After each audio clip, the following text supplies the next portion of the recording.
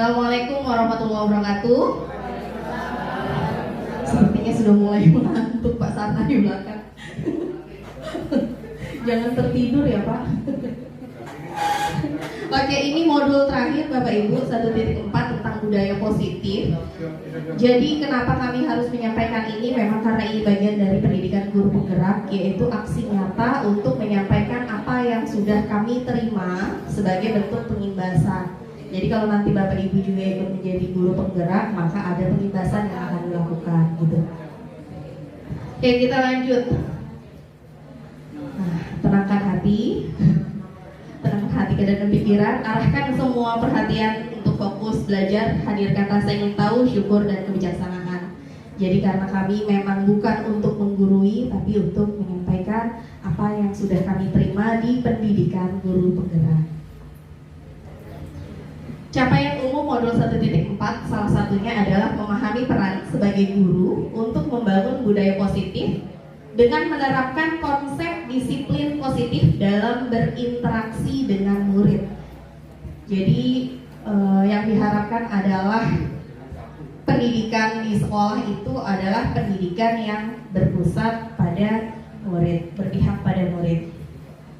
Nah, sekarang di sini ada perubahan paradigma. Coba Bapak Ibu yang berdua berpasangan duduknya, bukan berpasangan dalam hal yang lain ya. Maksudnya duduknya ada yang berdua, yang salah satunya mengepalkan tangan dengan sekuat tenaga, yang satu lagi mencoba untuk membuka kepalan tangan temannya. Gimana? Berhasil atau tidak? Boleh pertama dibujuk dulu, boleh nggak buka? Dirayu-rayu boleh. Digoda-goda dikit boleh. Enggak ya, enggak.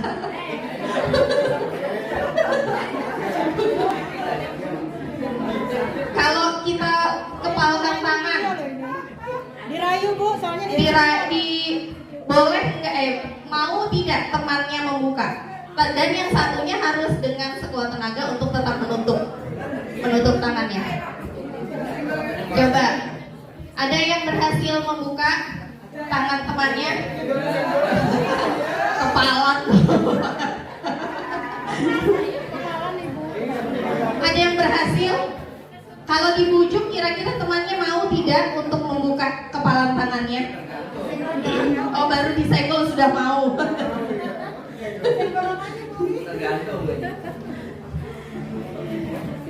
Jadi kalau kita dengan sekuat tenaga untuk mempertahankan sesuatu, apapun yang terjadi tetap akan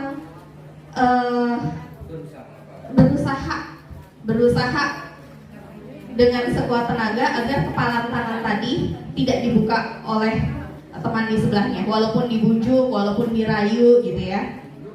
Kecuali kalau dipaksa. Gimana coba? Kalau dipaksa gimana kira-kira? Terbuka atau tidak? Dipaksa atau digelitikin? Kalau digelitikin terbuka nggak kira-kira? Oke. Di sini kaitannya dengan apa? Ada perubahan paradigma dari stimulus respon ke teori kontrol. Kalau saya ingat stimulus respon ini saya belajar waktu kuliah tentang stimulus respon. Bisakah kita mengontrol seseorang? Dalam teori stimulus respon dikatakan kita mencoba mengubah orang agar berpandangan sama dengan kita. Apakah Bapak Ibu masih meminta anak untuk berpandangan sama dengan kita? Memaksa anak untuk ikutin ibu, turutin ibu. Ibu yang paling tahu ini. Enggak ya. Otoriter gurunya. Kalau di dalam teori kontrol, kita sebagai guru itu berusaha memahami pandangan orang lain tentang dunia. Jadi tidak memaksa orang lain untuk berpandangan sama dengan kita, tapi belajarlah memahami pandangan-pandangan orang lain terhadap dunia. Makanya kita sekarang sering dengar kata orang, lihat dari sudut pandang yang berbeda. Nah, itu salah satunya. Jangan selalu berpendapat bahwa pandangan kita lah yang paling benar ya. Yang kedua, perilaku buruk dilihat sebagai suatu kesalahan dalam stimulus respon begitu. Kalau anak nakal, itu anaknya nakal, sudah gak akan bisa jadi apa-apa nanti, gitu ya. Oh, kalau anaknya nakal, bapaknya nakal, gitu ya. Katanya gitu. Di dalam teori kontrol, setiap perilaku itu pasti memiliki tujuan. Ketika seorang pencuri, apakah dia mencuri karena dia nakal, ataukah dia mencuri karena untuk bertahan hidup? Kan kita tidak tahu. Sama seperti kejadian yang banyak di berita, nenek-nenek mencuri kayu bakar atau mencuri buah buah semangka, kan seperti itu ya. Kan tidak bisa disamakan. Jadi setiap perilaku itu pasti memiliki tujuan. Nah, hubungannya dengan kepalang tadi apa? Di stimulus respon dikatakan orang lain bisa mengontrol saya. Orang lain bisa mengontrol saya. Padahal di teori kontrol dikatakan hanya Anda yang dapat mengontrol diri Anda sendiri. Artinya apa? Jika kita memang tidak mau membuka kepalang tangan tadi, apapun yang terjadi tidak akan terbuka. Gitu ya. Oke, selanjutnya saya bisa mengontrol orang lain. Di teori kontrol dikatakan Anda tidak bisa mengontrol orang lain. Jadi yang bisa mengontrol diri kita adalah kita sendiri. Oke, lanjut saja. Makna disiplin. Nah, disiplin ini berasal dari bahasa Latin yang artinya belajar. Disiplin diri itu arti sebenarnya adalah membuat orang menggali potensinya menuju sebuah tujuan. Arti seharusnya seperti itu. Namun saat ini kebanyakan kata disiplin itu lebih cenderung ketidaknyamanan, membuat orang patuh, harus dilakukan, gitu. Jadi intinya disiplin saat ini dianggap guru, anak yang tidak disiplin berarti anaknya tidak patuh, gitu. Padahal dari kata dasarnya disiplin itu adalah belajar. Jadi bukan masalah patuh dan tidak patuh. Ada 3 teori motivasi perilaku manusia. Yang pertama, untuk menghindari ketidaknyamanan atau hukuman. Banyak anak-anak yang melakukan sesuatu karena takut dihukum gurunya. Ya. Masuk kelas tepat waktu. Kalau tidak, ibu suruh kamu berdiri di tiang bendera, gitu. Akhirnya besoknya belum tentu dia masuk tepat waktu maksudnya. Jadi melakukan sesuatu hanya untuk menghindari ketidaknyamanan, dipaksa. Artinya motivasi yang muncul adalah motivasi dari luar, eksternal. Karena dia tidak mau dihukum gurunya, makanya dia tepat waktu. Jadi kalau gurunya saat itu misalnya dikatakan, besok ibu tidak masuk, akan digantikan guru lain, bisa jadi dia akan terlambat karena gurunya tidak hadir, yang suka menghukum tadi. Guru yang suka menghukum tadi. Yang kedua, motivasi kedua adalah untuk mendapatkan imbalan dari orang lain atau penghargaan. Kalau kamu bisa dapat 100, nanti ibu kasih uang 5.000 misalnya gitu. Jadi yang seperti itu baik, tapi dalam jangka pendek. Masa setiap hari kalau dapat 100 kasih 5.000 terus ya? Ikut gurunya. Oke, ya. Yang ketiga, untuk menghargai diri sendiri, menjadi insan sesuai harapan dia. Nah, di dalam pendidikan guru penggerak ini diharapkan siswa itu punya motivasi yang ketiga ini. Jadi motivasi itu benar-benar berasal dari dirinya sendiri. Oke, lanjut. Merdeka artinya tidak hanya terlepas dari perintah, akan tapi juga cakap buat memerintah diri sendiri. menurut Ki Hajar Dewantara. Kemudian, nah ini apa perbedaan keyakinan, apa hubungannya keyakinan kelas, hukuman dan penghargaan? Coba perhatikan, kelihatan nggak Bapak Ibu? Ngeblur ya? Maksudnya? Ya. Oke. Nah, lihat di ini nilai kebajikan yang dituju. Kalau selalu kembalikan buku ke tempatnya, berarti kebajikan apa? Nilai kebajikan apa yang ingin dicapai?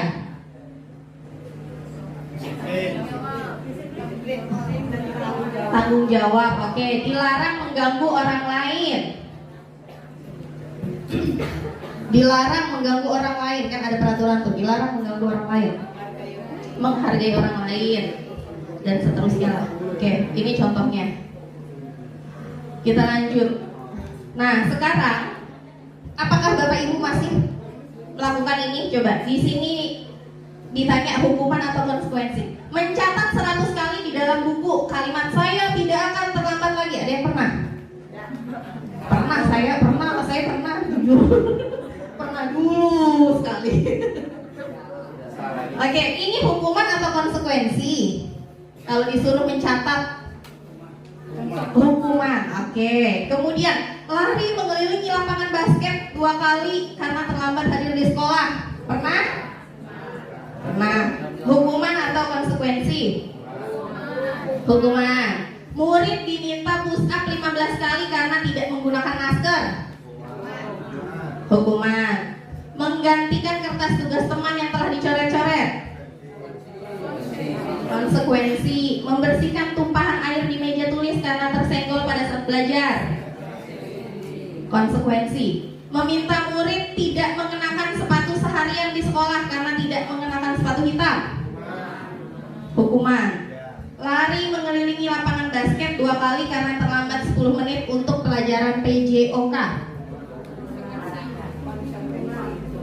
Oke, apa bedanya jadinya hukuman dan konsekuensi ini? Apa bedanya Bapak Ibu? Oh, kalau konsekuensi mendidik. Kalau hukuman tidak mendidik. Tapi masih ada yang dilaksanakan Pak ini. Jujur deh. Ya, masih ada yang begitu Bapak Ibu. Sedikit, oke. Jadi kalau hukuman itu tidak antara apa yang harus dilakukan siswa dengan apa kesalahannya itu tidak ada hubungannya. Ya, contohnya tadi dia terlambat tapi disuruh lari keliling lapangan, kan nggak ada hubungannya. Kenapa dia terlambat disuruh lari keliling lapangan? Tambah lambat dia masuk kelasnya. Kalau konsekuensi antara kesalahan ya ada untuk menebus kesalahan, ibaratnya gitu ya, menebus kesalahan. Oke. Ini perbedaannya antara hukuman dan konsekuensi. Kemudian ada kebutuhan dasar manusia. Kenapa anak itu sering berbuat salah? Ada 5 kebutuhan dasar manusia. Yang pertama, kebutuhan untuk bertahan hidup. Yang kedua, kebutuhan akan cinta kasih, diterima, diperhatikan, pengennya diperhatikan terus sama gurunya. Yang kedua, ada penguasaan, ingin menguasai, biasanya ngerasa lebih kuat, lebih gede badannya daripada temannya gitu. Kemudian ada juga kebutuhan kesenangan, hanya untuk senang aja dia. Kenapa kamu bikin dia nangis? Lucu bu kalau dia nangis. Nah, itu berarti kebutuhan dasar kesenangannya yang ingin dia terima. Kemudian kebebasan. Ibu guru bilang, aku tidak boleh bersenandung sewaktu mengerjakan tugas. Katanya kelas harus tenang, tidak ada suara. Padahal kan aku suka dan senang menyanyi. Kebutuhan apa, Bapak Ibu? Kebutuhan kesenangan. Ibu guru tidak menyapaku hari ini, padahal aku pakai jepit rambut baru. Nah, dia pengen perhatian. Aku bosen, masa belajarnya cuma gitu-gitu aja, dengerin ibu guru aja. Berarti kebutuhan apa? Kebebasan. Aku sebel, gambarku udah gak rapi, ini sering nih. Sudah gambar gak rapi atau nilainya jelek, terus ditunjukin lagi di teman-temannya.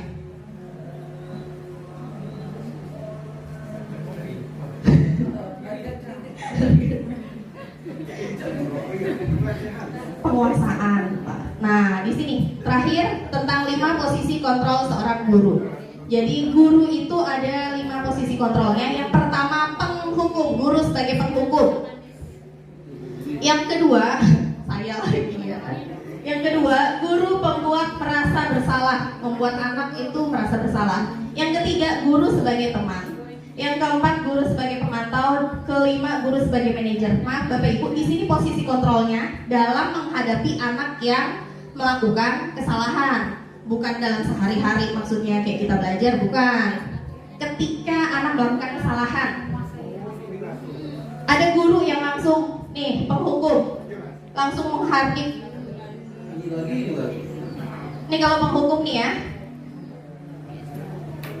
kalau kamu besok terlambat, besok langsung ya berdiri di tiang bendera ya, nggak pakai lama, besok langsung berdiri. Nah itu kan penghukum. Biasanya nunjuk-nunjuk tuh gurunya.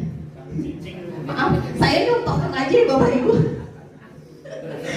Berdasarkan pengalaman. Yang kedua, pembuat anak merasa bersalah. Jadi ngomongnya biasanya dilembut-lembutkan, tapi bikin sakit hati, menusuk. Kamu tahu kan, masa kamu lagi yang masuk kantor nak. Itu sudah ngomongnya lembut, tapi nyakitin. Nah itu yang tidak diperbolehkan. Guru membuat anak merasa bersalah. Saya enggak ya Bu ya. Enggak jauh beda ya. Terus sebagai teman. Kalau sebagai teman nih gini, kalau orang lagi sedang salah ya, tolonglah, ibu ini sudah berapa kali kasih tahu kamu, masa kamu nih gak mau berubah? Oke maaf. Yang keempat, pemantau ini kalau misalnya anak melakukan kesalahan biasanya dikasih tugasnya. Misalnya kalau dia terlambat, berarti kamu nanti jam istirahat gak boleh istirahat ya. Kamu belajar dulu gitu. Jadi dia tidak diperbolehkan istirahat, kemudian dikasih tugas yang harus kita pantau. Kemudian yang posisi terbaik di dalam pendidikan guru penggerak itu adalah manajer, dan mungkin saya sendiri belum sampai ke tahap ini. Di sini dikatakan bahwa ketika anak melakukan kesalahan, dia tidak diminta untuk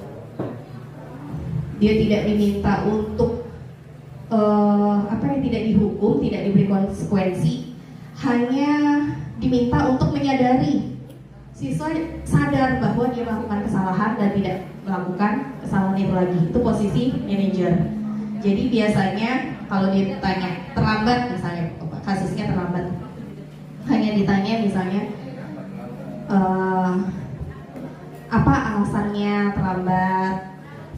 Sebagai manusia kita pasti pernah melakukan kesalahan, wajar kita melakukan kesalahan. Jadi lebih distabilkan identitasnya agar dia tidak terlambat lagi, itu benar-benar dari dalam dirinya. Mungkin itu pembahasan dari bab 1.4 teori kontrol. Saya akhiri, assalamualaikum warahmatullahi wabarakatuh. Kasih dia salut.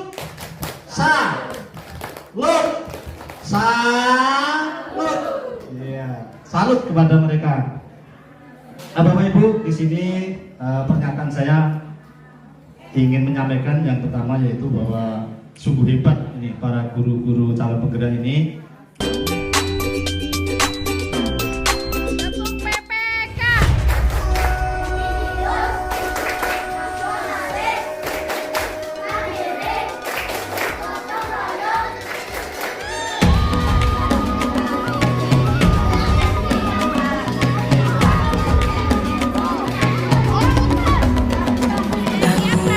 Bukalah matamu. Yang lari sudah siap. Saatnya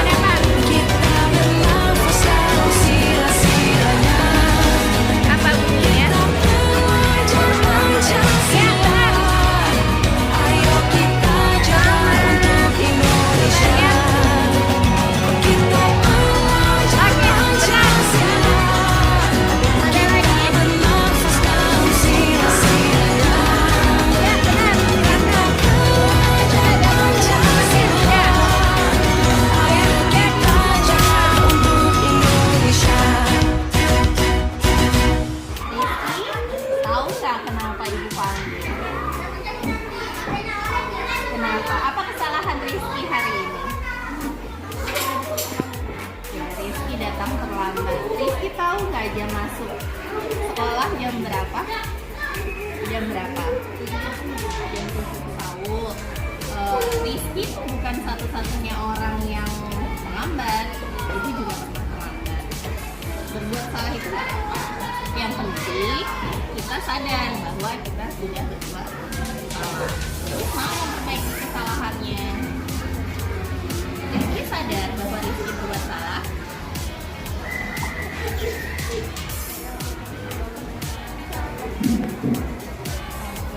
bagus kalau sudah berani mengakui kesalahan. Rizky pasti punya alasan kenapa terlambat datang. Apa alasannya Rizky?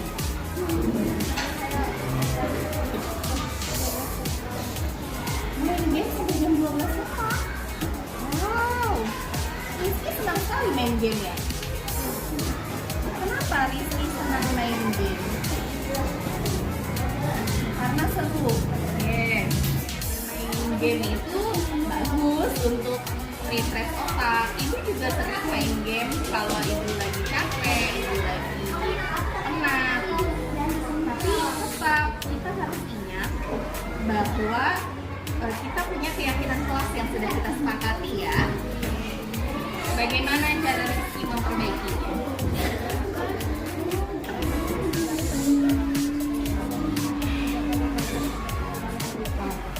Ibu hargai usaha Rizky untuk memperbaiki kesalahan. Ibu tunggu hasilnya, berarti Rizky tidak boleh terlambat sekolah lagi. Siap ya? Terima kasih. Bermain dengan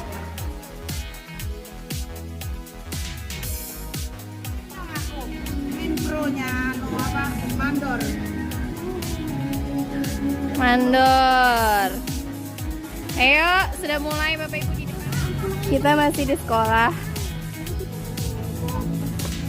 Gotong royong bersama guru SMA 1 Kuaro. Semangat.